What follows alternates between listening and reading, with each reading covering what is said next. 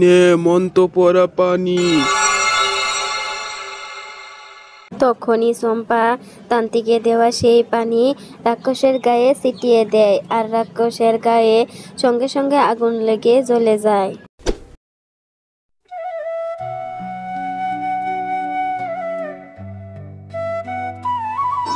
মা, ও মা, তোমার কি ফুল গাছে পানি দেওয়া হয়নি?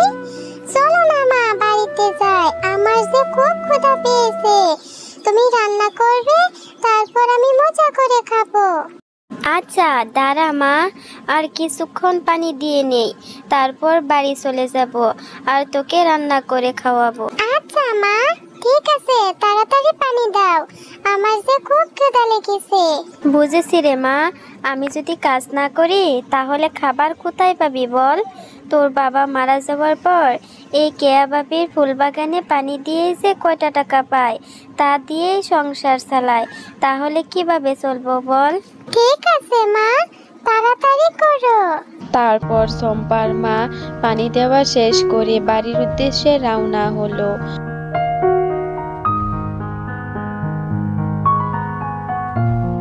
ও মা, দেখো কি সুন্দর পেয়ারা পড়ে আছে, মনে হয় খেতেও খুব মিষ্টি হবে। আগে খেয়ে দেখি, যদি মিষ্টি হয় তাহলে আর কিছু পেয়ারা ছিঁড়ে নিয়ে যাব।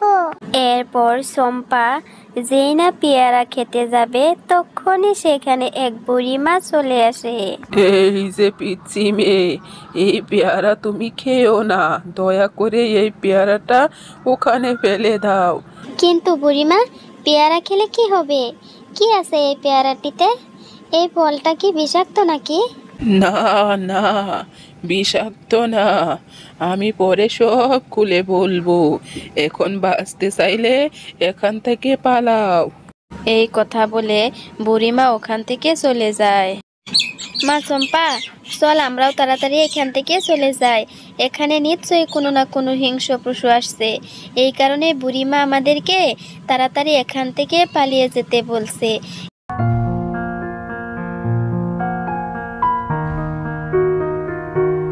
মা চম্পা, বুড়িমা যেহেতু এই ফলটা খেতে নিষেধ করেছে, তুই এই পেয়ারাটা ফেলে দে মা।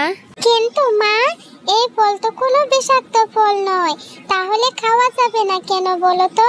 তোকে তো বলছি ফলটা খেতে না, ফেলে দিতে, এত কথা না বলে ফলটা ফেলে দে তো, আমাকে আবার বাড়িতে গিয়ে রান্না করতে হবে। তাড়াতাড়ি চল, আয়, দেরি করিস না। এরপর চম্পা পেয়ারাটি সেখানে ফেলে দিয়ে বাড়িতে চলে যায়, আর সেই পথ দিয়ে তখনই রুমা চলে আসে। বাহ, এত সুন্দর পেয়ারাটি এখানে কে ফেলে রেখেছে?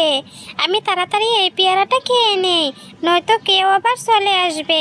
এরপর রুমা লোভ সামলাতে না পেরে তাড়াতাড়ি পেয়ারাটা খেয়ে নেয়, আর সাথে সাথে সে একটা পেয়ারাতে পরিণত হয়ে যায়। আজ তো অনেকগুলো বাঁশ কেটেছি, এই বাঁশগুলো দিয়ে মুরগির ঘর বানানো হয়ে যাবে। এদিকে সন্ধ্যাও গনিয়ে আসছে, তাড়াতাড়ি এখান থেকে চলে যায়, কাল টয়াকে সঙ্গে করে নিয়ে এসে বাঁশগুলো বাড়িতে নিয়ে যাব। এই বলে বিমলা সেখান থেকে চলে যায়, আর পুকুর পাড়ে এসে একটি পেয়ারা পড়ে থাকতে দেখে বিমলা সেই পেয়ারাটির কাছে চলে যায়। ও মা, কি সুন্দর পেয়ারা, আমি বরং এই পেয়ারা তুলে নিয়ে আমার মেয়ের জন্য নিয়ে যাই। খা খা, আমার গাছের পেয়ারা খেতে খুব মিষ্টি, একটা খেয়ে দেখ। ওরে বাবা রে, রাক্ষস, কে কোথায় আছো? আমাকে রাক্ষসের কবল থেকে বাঁচাও।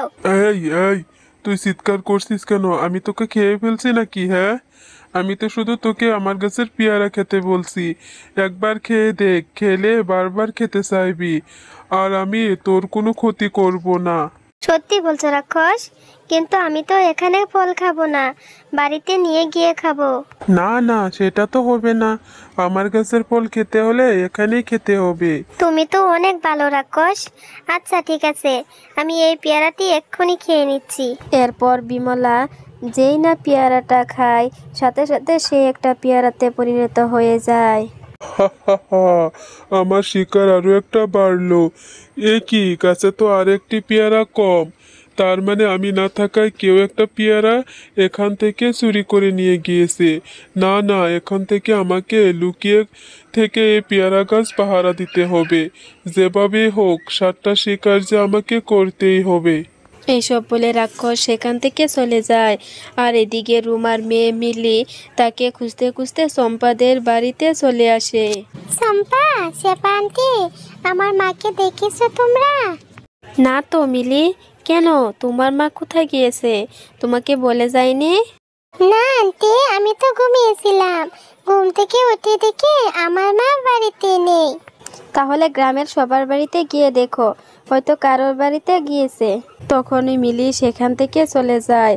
আর তখনই চম্পা ও তার মা কান্নার আওয়াজ শুনতে পায়।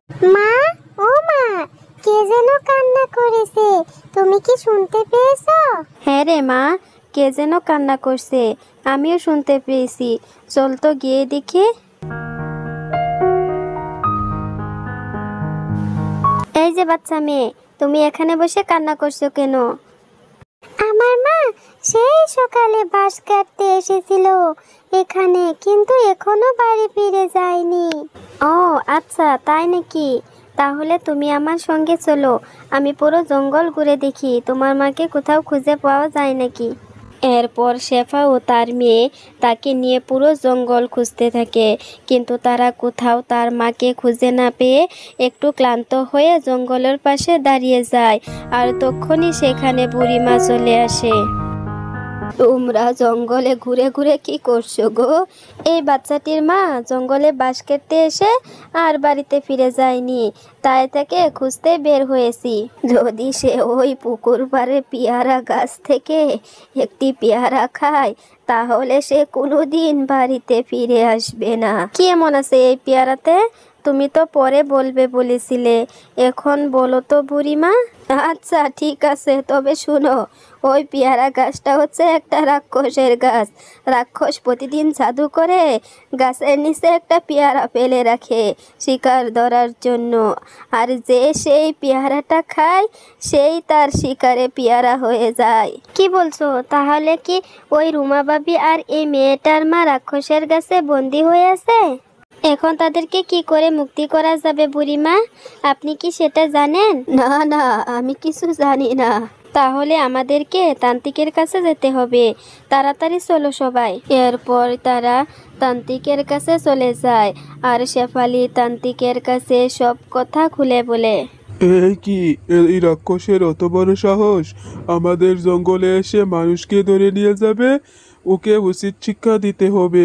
এই নে মন্ত্র পড়া পানি, এই পানি ওই রাক্ষসের শরীরে ছিটিয়ে দিবি, তাহলে ওই রাক্ষস জনমের মতো ধ্বংস হয়ে যাবে। আচ্ছা ঠিক আছে তান্ত্রিক বাবা, আপনাকে অসংখ্য ধন্যবাদ। এরপর শেফালি মন্ত্র পড়া পানি নিয়ে সেই পুকুর পাড়ে পেয়ারা গাছের সামনে চলে আসে। আমি গাছ থেকে পেয়ারাগুলো পারছি, আর পেয়ারা পড়া শব্দে যখন রাক্ষস চলে আসবে, তখন তোমরা দেরি না করে রাক্ষসের গায়ে পানি ছিটিয়ে দিবে, কেমন?